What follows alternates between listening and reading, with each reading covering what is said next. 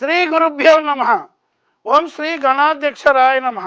మనము అద్భుతమైనటువంటి మిథిలా నగర ప్రవేశం గురించి, అక్కడి వాతావరణం, అక్కడ ఏ విధంగా సీతారాములకు, ఊర్మిళ లక్ష్మణులకు, వీరిద్దరూ కూడా ఇద్దరు కుమార్తెలు జనకుడికి, అలాగే మాండవి శృతకీర్తి జనకుని సోదరుడైన కుశధ్వజుని కుమార్తెలు, వారికి ఏ విధంగా భరతుడికి మాండవి, కుశధ్వజుడు రెండవ కూతురైనటువంటి శృతకీర్తి శత్రుఘ్నుడికి ఏ విధంగా వివాహం జరిగింది, ఈ మిథిలా నగరపు అద్భుతమైన ఘట్టం మనం ఈ యొక్క 10వ ఎపిసోడ్ ద్వారా మరికొన్ని విశేషాలు, మిథిలా నగరములో అద్భుతంగా ఉన్నటువంటి ఆ సౌందర్యమైనటువంటి వన సౌందర్యము, ఆ పట్టణపు యొక్క శోభ మొదలైన విశేషాలు ఇలా తెలుసుకుంటాం. ఇక మరునాడు ఉదయం ఆ యొక్క యజ్ఞం చేయవలసినటువంటి పనులన్నీ పూర్తి చేసి, ఆ యజ్ఞశాలలో కదా ఉన్నాడు జనకుడు, విశ్వామిత్రుడిని అతనితో వచ్చిన వారిని యజ్ఞ వాటికకు రమ్మని ఆహ్వానించాడు. అంటే యజ్ఞం చేస్తుంటే కదా వీళ్ళందరూ వచ్చారు, ఈ మునులు అందరూ కూడా విశ్వామిత్రునితో కూడా ఈ యొక్క జనకుడు యజ్ఞం చేస్తుండని వచ్చారు కదా. ఈ వాళ్ళందరినీ యజ్ఞశాల నుంచి ఆహ్వానం పంపి పిలిపి వారిని విద్యుక్తంగా పూజించారు జనక మహారాజు. ఇక అందరూ వచ్చాక విశ్వామిత్రుడికి నమస్కరించి, ఓ బ్రహ్మర్షి, అప్పటికి బ్రహ్మర్షి అయిపోయినాడు, నేను మీకు ఏ సేవ చేయాలో చెప్పండి. అది గొప్ప విషయం. ఎవరైనా మన ఇంటికి వస్తే, స్వామి మీకేం నా వల్ల ఏ సహాయం కావాలన్నట్టుగా ఒక గొప్పనైన మూర్తిమత్వమైన భావంగా ఇక్కడ జనక మహారాజు అడిగాడు, ఓ బ్రహ్మర్షి, నా వల్ల మీకు ఏ సహాయం కావాలనో చెప్పండి, మీకు ఏ సేవ చేయాలనో చేస్తానన్నట్లుగా ఒక విధమైనటువంటి ఆనందకరమైనటువంటి శుభవార్తగా చెప్పాడు. అంటే దాన్ని బట్టి రాబోయే కథలో ఒక శుభ సూచకం జరిగే విధంగా ఉన్నదంటలుగా ఒక కథా కథనంలో మనం తెలుసుకోవచ్చు. విశ్వామిత్రుడు రామ లక్ష్మణులకు శివధనస్సు చూపించమన్నాడు. అది ఇందాకే అన్నాడు కదా, వారి దగ్గర శివధనస్సు ఉన్నది అని ఆ ఉద్దేశం తెలుసు విశ్వామిత్రుడికి. కాబట్టి వెంటనే జనకుడితో ఏం చెప్పాడు, ఓ జనక మహారాజా, నీవు వారిద్దరికీ కూడా శివధనస్సును చూపించమన్నాడు. ఇక జనకుడు వినయంగా, మహర్షి నీ ఆదేశం నాకు శిరోధార్యమే, అయితే ఆ ధనస్సును గురించి కొంచెం మనవి చేస్తాను విను. ఇప్పుడు ఎప్పుడైతే విశ్వామిత్రుడు ఆ శివధనస్సును గురించి చూపించమని అడిగాడు రామలక్ష్మణులకు, ఆ శివధనస్సు యొక్క అద్భుతమైన మహిమ, ఆ ఘట్టాన్ని గురించి జనకుడు ఇలా చెప్తున్నాడు. చూసారా, ఆ శివధనస్సు శివధనర్భంగం రాముడు చేశాడంటే ఆ యొక్క శివధనస్సు యొక్క ప్రభావము, ఆ యొక్క శివధనస్సు యొక్క గొప్పతనం ఎటువంటిది కూడా జనకుని ద్వారానే విశ్వామిత్రుడికి ఇక్కడ తెలియజేసే విధంగా కథాకథనంగా మనకు వాల్మీకి వర్ణించిన ఒక్కొక్క ఘటన అద్భుతంగా ఉన్నది. వెంటనే పూర్వం దక్ష ప్రజాపతి శివుణ్ణి అవమానించాలని అతడికి భాగం ఇవ్వకుండా యజ్ఞం ప్రారంభించాడు. దానికి కోపించి శివుడు యజ్ఞానికి వచ్చిన దేవతలను ఈ ధనస్సుతో హింసించడానికి సిద్ధమయ్యాడు. దేవతలంతా ప్రార్థించగా శాంతించి ఈ ధనస్సును భద్రపరచమని మా పూర్వుడైన దేవరాతుడికి ఇచ్చాడు. ఎప్పుడైతే ఆ యొక్క దక్ష ప్రజాపతి అవమానం చేశాడో వెంటనే దానికి కోపించి యజ్ఞానికి వచ్చిన దేవతలను ఈ ధనస్సుతో హింసించాలనుకున్నాడు. కానీ దేవతలంతా ప్రార్థిస్తే ఈ ధనస్సును భద్రపరచమని మా పూర్వీకుడైనటువంటి దేవరాతుడికి ఇచ్చాడు అని జనక మహారాజు చెప్తున్నాడు. అప్పటి నుంచి ఈ ధనస్సు నిత్యం పూజలు అందుకుంటూ మా మందిరంలోనే ఉన్నది. కొంతకాలం క్రితం నేను యజ్ఞం చేయడానికి భూమిని దున్నుతుంటే నాగటి చాలులో ఒక పసిబిడ్డ కనిపించింది. ఆమెకు సీత అని పేరు పెట్టాను. సీత అంటేనే నాగటి యొక్క చాలు, ఈ యొక్క పొలాన్ని దున్నేటువంటి నాగలి యొక్క చివరి అంచుకి సీత అని పేరు. కాబట్టి ఆమెకు సీత అని పేరు పెట్టి నా కూతురుగా పెంచుకుంటున్నాను. సీతకు యుక్త వయస్సు వచ్చింది. అయో నిజ అయిన ఆమెను వీర్య శుల్కగా ప్రకటించాను. శివధనుస్సును ఎత్తి నారి తొడిగి ఎక్కువ పెట్టగల వీరుడికి ఈమెనిచ్చి వివాహం చేస్తానని ప్రకటించాను అని చెప్పాడనమాట ఈ యొక్క జనక మహారాజు విశ్వామిత్రాదులతో. సురాసుర యక్ష గంధర్వ కిన్నరులలో ఎవరు ఈ ధనస్సును కదపలేకపోయినారు. ఇంతవరకు ఎంతోమంది వచ్చారు కానీ ఎవరు కూడా ఈ యొక్క ధనస్సును కదిలించలే. సురులు వచ్చారు, అసురులు వచ్చారు, రాక్షసులు, యక్షులు వచ్చారు, గంధర్వులు వచ్చారు, ఎవరు కూడా ఈ శివధనస్సును ఎక్కువ పెట్టలేకపోయినారు. ఇక మానవులకు దీనిని కదపడం, పైకి ఎత్తడం, నారి తొడగడం, ఎక్కువ పెట్టడం ఎలా సాధ్యమవుతాయి? అయినా నీవు ఆదేశించావు కనుక ధనస్సును తెప్పిస్తాను అని ఆ యొక్క విశ్వామిత్రుడికి జనక మహారాజు చెప్పాడు. సురాసురులే, గంధర్వులు వాళ్ళెవరూ కూడా, కిన్నెరులు ఎవరూ కదిలించలేకపోయినారు. ఇక మానవులు దీన్ని ఎత్తగలరా అంటే, నువ్వు అడిగావు కాబట్టి నేను తెప్పిస్తాను చూడండి అనే విధంగా జనక మహారాజు చెప్పంటే, రాముడి యొక్క బల పరాక్రమములు ఎటువంటి గొప్పవో అనేటువంటి విధంగా సురాసురులు, గంధర్వులు, కిన్నరులు కూడా ఎక్కువ పెట్టలేనటువంటి శివధనస్సును రాముడు ఎక్కుపెట్టంటే అటువంటి రాముడి యొక్క గొప్పతనం ఏంటి? రామో విగ్రహం ధర్మ అన్నట్లుగా ధర్మ పరిపాలకుడుగా వారి యొక్క అందము, తేజస్సు, గుణగణాలు, ధీరోదాత్తత ఎటువంటివని సమయంగా ఈ తెలుసుకునే విధంగా ఒక సూచ్యాతి సూచంగా మనం ఇక్కడ తెలుసుకోవచ్చు. ప్రక్కనే ఉన్న సామంతరాజులను చెప్పి ధనస్సును తెప్పించమన్నాడు. ఆ ధనస్సు 8 చక్రాలున్న ఇనుప పెట్టిలో ఉన్నది. దానిని 5000 మంది బలాఢ్యుడు శ్రమపడి అక్కడికి తీసుకొచ్చారు. అబ్బాయి ఎంత గొప్పదో! విశ్వామిత్రుడు వత్స రామ ధను వస్య, వత్స రామ ధను పస్య, ఈ జనక మహారాజు ఏదో చెప్పాడు, ఈ ధనస్సును చూడు అని చెప్పాడు. జనక మహారాజు చెప్పినటువంటి విషయానికి విశ్వామిత్రుడు ప్రతిదీ కూడా గురువు అనుజ్ఞగా చేస్తుంది కదా, ఓ రామ ఈ ధనస్సును ఒక్కసారి చూడు అని చెప్పాడు. రాముడు ఆ ఇనుప మందసం వద్దకు వెళ్ళాడు. వేలాది మంది సభాసదులు చూస్తూ ఉండగా దానిని తెరచి విశ్వామిత్రుడి వైపు చూశాడు. అది కూడా గురువుగారి యొక్క ఆజ్ఞ. వెంటనే ఇదం ధనుర్వరం బ్రహ్మన్ సంసుషామిహ పాణినా యత్నవాంచ భవిష్యామి తోలనే పూరణే పివా. ఇదం ధనుర్వరం బ్రహ్మన్ సంసృశామిహ పాణినా యత్నవాంచ భవిష్యామి తోలనే పూరణే పివా. ఇది అద్భుతమైన బాలకాండలో 61వ శ్లోకంలో 14. వెంటనే బ్రహ్మశ్రీ ఈ ధనస్సును స్పృశించాడు. దీనిని కదపడానికి ఆ పైన సాధ్యమైతే ఎక్కువ పెట్టడానికి ప్రయత్నిస్తానన్నాడు. అయ్యా మీరు ఒక్కసారి దీన్ని స్పృశించండి, ఈ ధనస్సును స్పృశిస్తాను, ఓ బ్రహ్మర్షి ఈ ధనస్సును స్పృశిస్తాను, మీ దీనిని కదపడానికి ఆ పైన సాధ్యమైతే ఎక్కువ పెట్టడానికి ప్రయత్నిస్తాను. మీరు అన్నారు కదా, మీ ఆజ్ఞ ప్రకారం దీన్ని నేను మొదట తాకుతాను, ఆ తరువాత ఎక్కువ పెట్టడానికి ప్రయత్నిస్తానని రాముడు విశ్వామిత్రుడికి చెప్పాడు. జనకుడు విశ్వామిత్రుడు బాఢం అలాగే చెయ్యి అని ఇద్దరు కూడా చెప్పారు. అందరూ ఆశ్చర్యపోయి చూస్తుండగా రాముడు శివధనస్సును అవలీలగా పైకి తీశాడు. సునాయాసంగా నారి తొడిగి ఎక్కువ పెట్టాడు. నావి చెవిదాకా లాగాడు. అంతే,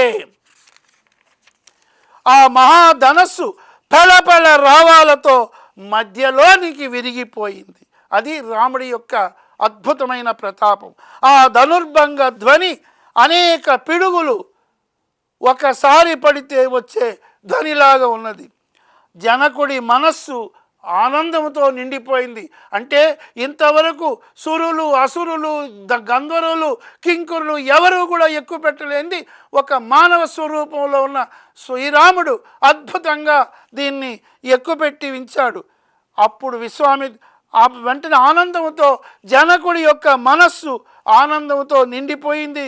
విశ్వామిత్రునితో అప్పుడు ఆనందంగా ఇలా అన్నాడు జనక మహారాజు, ఊహకు కూడా అందని సంఘటన కళ్ళ ముందు జరిగింది. ఈ దశరథుని కుమారుడే దాశరథి బల పరాక్రమాలు ప్రత్యక్షంగా నేను చూశాను అని జనకుడు ఆనందపడ్డాడు, విశ్వామిత్రునితో చెప్పాడు. ఇక నా కుమార్తె వీర్య శుల్క అని చేసిన ప్రతిజ్ఞ నేటికి నెరవేరింది. నాకు ఎవరైతే తమ పరాక్రమాన్ని చూపిస్తారో వారికే మా అమ్మాయిని ఇస్తానన్నట్లుగా నేను చేసిన ప్రతిజ్ఞ నెరవేరింది. నాకు ప్రాణ సమానురాలైన సీత, చూసారా ఎంత అద్భుతంగా చెప్పాడు ఆ యొక్క జనక మహారాజు, సీతను తన ప్రాణంతో సమానం. అందుకే కన్యాదానం చేసేటప్పుడు ఆ యొక్క మహావిష్ణు స్వరూపాయ అని అబ్బాయికి తన కుమార్తెను కన్యాదానం చేసేటప్పుడు తండ్రి అద్భుతంగా నా ప్రాణ సమానురాలైన నా బిడ్డను నీకు అందిస్తున్నాను మహావిష్ణు స్వరూపమని మనకు మంత్రాలలో వివాహ వ్యవస్థలో చెప్పినట్లుగా ఇక్కడ నాకు ప్రాణ సమానురాలైన సీతని ఈ రాముడికిచ్చి వివాహం చేస్తానని అద్భుతంగా ఆనందంగా ఆ యొక్క విశ్వామిత్రుడితో అద్భుతంగా తన మనసులోని ఆనంద భావాన్ని ఆ యొక్క జనక మహారాజు చెప్పేశారు. ఇక నీవు అనుమతిస్తే వేగంగా వెళ్ళి దూతల్ని అయోధ్యకు పంపుతాను, దశరథ మహారాజుకు ఈ కబురు అందజేస్తాను. వారు ఈ శుభ సమాచారంతో అయోధ్యకు వెళ్ళి దశరథ మహారాజును ఆహ్వానించి తీసుకొని వస్తారు. ఇక మీరు అనుజ్ఞ ఇవ్వాలి. ఇక సీతా కళ్యాణం, సీతారాముల కళ్యాణం అద్భుతంగా మనం చూతము రారండి అనే విధంగా జరిగే విధంగా పెద్దవారైనటువంటి దశరథ మహారాజుకి నేను అనుజ్ఞ వార్తాహరుని ద్వారా పంపిస్తానన్నాడు. అలాగే విశ్వామిత్రుడు తప్పకుండా అని ఒప్పుకున్నాడు. వెంటనే జనకుడి దూతలు వెంటనే ప్రయాణమయ్యారు. వారు రాత్రింబవళ్ళు ప్రయాణం చేసి 3వ రోజున అయోధ్యకు చేరి రాజదర్శనం చేశారు. మిథిలానగరం నుంచి 3 రోజులు ప్రయాణం చేసి వారు అద్భుతంగా ఆ యొక్క దశరథ మహారాజు అయోధ్య నగరాన్ని చేరారు. జరిగినదంతా చెప్పి మీరు ఉపాధ్యాయ పురోహిత సమేతులై మిథిలకు వచ్చి ఈ వివాహము జరిపించి తనను ధన్యుణ్ణి చేయమని మా ప్రభువు జనక మహారాజు ఆహ్వానిస్తున్నారు. అంటే ఎప్పుడైతే ఈ అమ్మాయి పక్షంలో ఉన్నటువంటి శతానందుడు ఏ విధంగా పురోహితుడిగా ఉన్నాడో అబ్బాయి పక్షంలో కూడా అక్కడ ఉన్నటువంటి అయోధ్య నగరం నుంచి వచ్చేటువంటి ఆ పురోహితులు, ఆ వశిష్ఠుడు మొదలైన కులగురు అందరూ రావాలన్నట్లుగా మా యొక్క మిథిలా నగరపు ప్రభువు అందరికీ కూడా చెప్పమన్నట్లుగా కబురు చేశారని ఆ వార్తాహరుడు దశరథ మహారాజుకు విన్నవించాడు. ఇక ఎప్పుడైతే దశరథ మహారాజు ఈ ఆనందపు వార్త విన్నారో అందరూ కూడా కలిసి మిథిలకు బయలుదేరారు. 4 రోజులు ప్రయాణం చేసి వారంతా మిథిలకు చేరారు. జనకుడు ఎదురు వచ్చి దశరథుడికి స్వాగత సత్కారాలు వియ్యంకులు కదా, అద్భుతమైనటువంటి ఆ స్వాగత సత్కారాలు చేశారు. అప్పుడు అంటున్నాడు జనక మహారాజు, దశరథ మహారాజా నీకు స్వాగతం. నా భాగ్యవశం వలన నీవు వశిష్ఠాది ఋషులతో కలిసి నా యజ్ఞానికి వచ్చావు. నీ కుమారుని వలన నాకు ఈ అదృష్టం కలిగింది. రఘువంశ రాజులతో వియ్యమందడం వలన మా వంశము పూజనీయమైంది. చూసారా ఎంత వియ్యానికైనా కయ్యానికి సరిసమానట్టుగా అద్భుతంగా ఆనందంగా చెప్తున్నాడు జనక మహారాజు. నువ్వు మీ కులగురువైనటువంటి వశిష్ఠుడితో నా యజ్ఞానికి వచ్చావు. అలాగే ఈరోజు నీ కొడుకు వల్ల అదృష్టంతో నేను నా కుమార్తెలను మీకు ఇవ్వడానికి ఆనందంగా మీతో వియ్యం అందుకోవడానికి ఆనందపడుతున్నాం. మా జన్మ కూడా ధన్యమైంది, మా వంశము సార్థకమైంది. రేపు ప్రాతకాలములో యజ్ఞము పూర్తవుతుంది.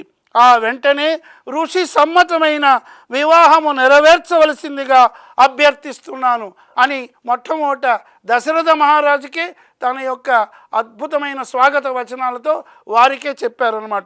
ఇక దశరథుడు నవ్వుతూ చమత్కరించాడు. ఓ జనక మహారాజా, నీవు కన్యాదానం చేసేవాడివి, మేము కన్యాదాన గ్రహీతలము అని హాస్యాస్పదంగా చమత్కరించాడు.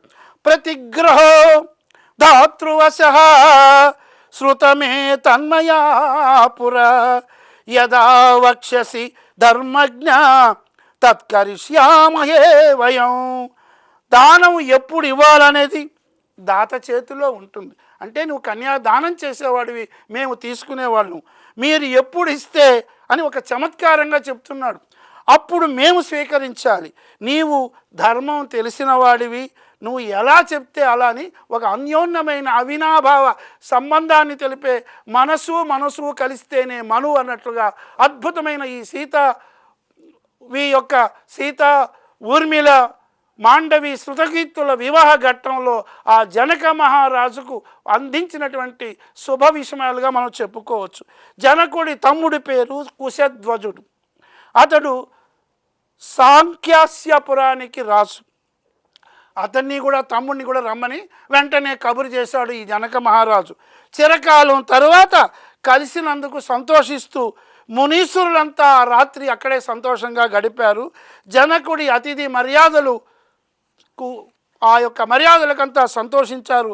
కుమారులను చూసి పొంగిపోతూ దశరథుడు కూడా ఈ జరిగిన ఘట్టాలంతా కూడా అయోధ్యలో నుంచి బయలుదేరి వారు ఏ ఆశ్రమాలు చూసుకుంటూ వచ్చారు, ఏ రాక్షసులను ఆ యొక్క మారీచి సుబావులు తాటకి మొదలైనటువంటి వారిని అందరినీ ఎలా సంహరించుకుంటూ వచ్చి అలా విశాల నగరానికి వచ్చి విధాలుగా అన్ని విధాలుగా విశ్వామిత్రుడు యొక్క పూర్వజన్మ విశేషాలు అన్నీ కూడా గాది కుమారులుగా విధాలు అన్ని విషయాలు కూడా తెలుసుకొని చివరకు మిథిలా నగరానికి వచ్చిన సంఘటనలన్నీ కూడా విశ్వామిత్రునితో తెలుసుకొని తన కుమారుల యొక్క శౌర్య ప్రతాపాలకు చూసి ఆనందపడుతూ సంతోషించాడు ఆ యొక్క దశరథ మహారాజు. ఇక ఆ రాత్రి ఆనందంగా గడిపేశారు. ఇక తను తలపెట్టినటువంటి యజ్ఞం చక్కగా పూర్తయిన చివరి రోజునమాట. ఆ యజ్ఞం కోసమే కదా మొట్టమొదట ఈ యొక్క జనక మహారాజు యజ్ఞం చేస్తుందని మునులందరూ మొదట బయలుదేరి ఇంత దూరం ప్రయాణం చేసి వచ్చారు. ఇక ఆ కుమార్తెకు తగిన వరుడు దొరికాడు అని ఆనందపడ్డారు. ఇవన్నీ తలుచుకుంటూ నా కుమార్తెలకు నా తమ్ముడి కుమార్తెలకు కూడా అద్భుతంగా వివాహం జరిగే విధంగా జరిగినట్టు ఒక సంఘటన. అయితే ఈ విషయాన్ని తన యొక్క కుమార్తెల వివాహ సంఘటనలో విశ్వామిత్రుడు వశిష్ఠుడు ఇచ్చిన సలహా ప్రకారమే కుశధ్వజుని కుమార్తెలను భరత శత్రుఘ్నులకు ఇవ్వడం అనేది జరుగుతుంది. రాబోయే కథనంలో తెలుసుకుంటాం. ఒక జనకుడు ఆ రాత్రి తృప్తిగా ప్రశాంత చిత్తంతో నిలబడాడు. అబ్బా, నా కుమార్తెకు ఒక మంచి వరుడు దొరికాడని. మరునాడు ఉదయానికి కుశధ్వజుడు మిథిలా నగరానికి వచ్చాడు. యజ్ఞములో చేయవలసిన కార్యక్రమం అంతా పూర్తి అయిపోయింది. యజ్ఞం సమాప్తి అయింది. ఆ యొక్క పూర్ణాహుతి అంతా అయిపోయింది. అటు తరువాత శతానంద మహర్షి, జనకుడు, కుశధ్వజుడు, ఇతర ఋషులు సమావేశమై సుధామనుడు అనే మంత్రి శ్రేష్ఠుణ్ణి పంపి దశరథ మహారాజుని పురోహిత పుత్ర మిత్ర మంత్రి సమేతంగా రమ్మని అక్కడి నుంచి ఆహ్వానించారు. అందరూ వచ్చి ఉచిత ఆసీనులైన తర్వాత దశరథుడు ఇలా చెప్పాడు. ఓ జనక మహారాజా, అంటే ప్రతిదీ కూడా జనక మహారాజు దశరథుడికి ఆ అద్భుతమైనటువంటి ఒక గొప్ప స్థానాన్ని ఇచ్చి వారి సలహా మేరకి అమ్మాయిని ఇచ్చేవాడు కదా. అబ్బాయి ఇంటికి వెళ్ళేటువంటి అమ్మాయి కదా, అత్తగారింటికి వెళ్ళే అమ్మాయి కదా. ఆ విధంగా కన్యాదానం చేసేవాడు. కన్యాగ్రహీతకు కూడా అద్భుతంగా దశరథుని మనసు నొప్పించకుండా ప్రతిదీ వారి సలహాలే వింటున్నాడు జనక మహారాజా. వెంటనే ఆ యొక్క దశరథుడు అంటున్నాడు, ఓ జనక మహారాజా, ఈ వశిష్ఠులు అంటే తన యొక్క వంశవృత్తంగా కులగురువుగా ఉన్నట్టు తనతో వచ్చారు కదా. అమ్మాయి తరఫునేమో శతానందుడు గౌతముని యొక్క కొడుకు, అబ్బాయి తరఫున వచ్చినవాడు వశిష్ఠుడు కులగురువు. కాబట్టి వీరు పురస్యహిత యస్య సహా పురోహిత, పురమునకు మేలు కోరువారు కాబట్టి ఇరు పక్షముల వారు కూడా పురోహితులు అక్కడికి వచ్చారు. కాబట్టి ఆ పురోహితుడైన తన యొక్క వంశాచారం ప్రకారం ఆ యొక్క నవబ్రహ్మల్లో బ్రహ్మ మానసపుత్రుడైనటువంటి వశిష్ఠుని గురించి అన్నీ తెలిసినా కూడా ఒక మర్యాదపూర్వకంగా దశరథ మహారాజు తన పక్షం నుంచి ఇలా చెప్తున్నాడు, ఓ జనక మహారాజా, ఈ వశిష్ఠుల వారు మా ఇక్ష్వాకు వంశీయుల పురోహితులు. అయితే ఈ మహాత్ముడు మాకు పురోహితుడు మాత్రమే కాదు సుమా, ఈయన మాకు సాక్షాత్తు కులదైవం. మనకు కులదైవం చాలా అవసరం. అలాగే కులదైవత, గ్రామదేవత, ఇష్టదేవత, సమిష్టి దేవత అంటారు. ఆ విధంగా మాకు కులదైవంతో అంటే వారు ఏది చూపిస్తే ఆ దారిలో మేము వెళతాం. మంచి వంశములలో పుట్టిన వారు వివాహ సమయములో తమ వంశం గురించి చెబుతారు. మామూలుగా వివాహ ఘట్టములో ఒక అమ్మాయి తరఫున అబ్బాయి తరఫున ప్రవరు చెప్పిస్తారు. ఆ ప్రవరగా విశ్వామిత్రాది ఋషుల అనుమతితో వశిష్ఠుల వారు మా వంశక్రమము తెలియచేస్తారని ముందుగానే దశరథుడు చెప్తున్నాడు జనక మహారాజు. దీనినే నేటి వివాహాల్లో ప్రవర్ అంటాం. అలాగే జనక మహారాజు యొక్క సంబంధించిన ప్రవరు కూడా శతానందుడు చెప్తాడు. వశిష్ఠుడు ఇక్ష్వాకు వంశక్రమము చెప్పాడు. ఆ తర్వాత చతుర్ముఖుడైన బ్రహ్మ నుంచి మరీచి నుంచి కాశ్యపుడు, మరీచికి నవబ్రహ్మలలో మరీచికి కళ్ళకు ఈ దేవహూతి కర్దమ ప్రజాపతుల 9 మంది కుమార్తెలు విష్ణు యొక్క తపస్సులో పుట్టినటువంటి వారిని ఈ బ్రహ్మ మానసపుత్రులైన నవబ్రహ్మల్లో మరీచి, ఆ 9 మంది కుమార్తెలలో మరీచికి కళ, వశిష్ఠుడికి అరుంధతి, అలాగే అత్రికి అనసూయ, భృగువుకు ఖ్యాతి, ఆ అంగిరసుడికి శ్రద్ధ అని ఈ 9 మందిలో మొట్టమొదట మరీచికి జన్మించినటువంటి కశ్యపుడు కాబట్టి ఆ కశ్యపుడు 13 మంది కుమార్తెలను దక్ష ప్రజాపతి కూతురులను పెళ్లి చేసుకున్నాడు. అందులో అతిథికి కశ్యపుడికి జన్మించిన వాడు ఆదిత్యుడు, వామనావతారుడు కూడా, అలాగే దితికి పుట్టిన వాళ్ళు రాక్షసులు. ఈ విధంగా అటువంటి చతుర్ముఖ బ్రహ్మ నుంచి మరీచి నుంచి కశ్యపుడు నుంచి ప్రజాపతి మనువు నుంచి ఇక్ష్వాకుడు పుట్టారు అనేటువంటి తమ యొక్క ఇక్ష్వాకు వంశపు పూర్వ ఇతివృత్తాన్ని చెప్పాడు. ఇక్ష్వాకువే అయోధ్యకు మొదటి ప్రభువు. ఇక్ష్వాకుకి కుక్షికి వికుక్షి, ఇలా తరాలు గడిచాయి. ప్రస్తుతానికి నాభాగ మహారాజుకి అజుడికి దశరథుడు కుమారులు. ఈ వంశములో పుట్టిన వారంతా సత్యవాదులు, పరమ చరితార్థులు అని అన్నాడు. అటు తర్వాత, ఓ జనక మహారాజా, నీకు సీత, ఊర్మిళ అనే 2 కుమార్తెలు ఉన్నారు. సీతను రాముడికి, ఊర్మిళను లక్ష్మణుడికి ఇచ్చి వివాహం చేయవలసిందిగా కోరుతున్నాను అని అద్భుతంగా దశరథ మహారాజే చెప్పాడు. ఈ విధంగా వశిష్ఠుడు కన్యావర్ణం చేశాడు. ఇటువంటి అద్భుతమైన ఘట్టం రాబోయే 11వ ఎపిసోడ్లో ఈ వివాహ ఘట్టం అంతా కూడా ఈ నలుగురి వివాహం ఎలా జరిగింది, సీతారాములకు, అలా లక్ష్మణ ఊర్మిళకు, భరత మాండవులకు, శత్రుఘ్న శృతకీర్తులకు ఎలా జరిగిందో అటువంటి ఆనందోత్సాహాలతో కూడిన కళ్యాణ యోగ ఘట్టాన్ని రాబోయే 12వ ఎపిసోడ్లో తెలుసుకుంటాం. అంతవరకు స్వస్తి.